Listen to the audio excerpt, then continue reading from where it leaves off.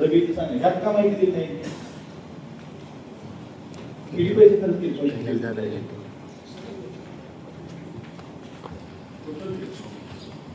रवी आणि खरीप मिळून निविष्ठा महत्वासाठी किती खर्च झाले?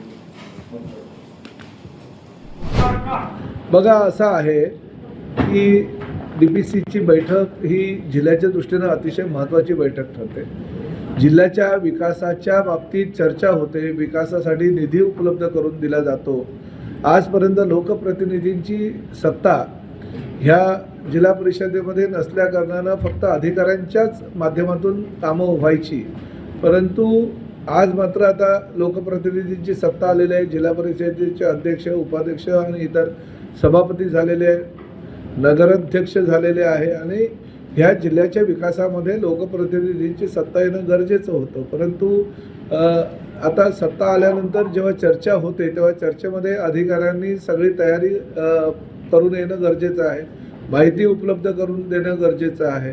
त्यामुळे आजपर्यंत काय होतं की अधिकाऱ्यांना जाब विचारणारे कोणी नव्हते, परंतु आता जाब विचारणारे लोकप्रतिनिधी आहेत. जे चांगली कामं आहेत ती चांगली कामं व्हायलाच पाहिजे, परंतु चुकीच्या पद्धतीनं जर कोणी कामं करत असतील तर त्यावर वचक लोकप्रतिनिधींचा असलाच पाहिजे. आणि आजच्या बैठकीमध्ये काही संबंधित जे अधिकारी होते ते अभ्यास करून आले नव्हते किंवा चुकीची उत्तरं जे देत होती त्याची चौकशी करून मला अहवाल सादर करण्याच्या सूचना मी जिल्हाधिकाऱ्यांना दिलेल्या आहेत. ते 8 दिवसामध्ये त्यानुसार अहवाल सादर करतील, कारण हे योग्य नाही. म्हणजे जिल्हाधिकाऱ्यांनी सुद्धा अशा गोष्टीचं कधीच समर्थन केलेलं नाही, कारण शेवटी माझ्या अध्यक्षतेखाली जरी ही सभा होत असेल तरी जिल्हाधिकारी सुद्धा प्रशासकाचे प्रमुख म्हणून त्या ठिकाणी बसलेले असतात. त्यामुळे निश्चितपणे या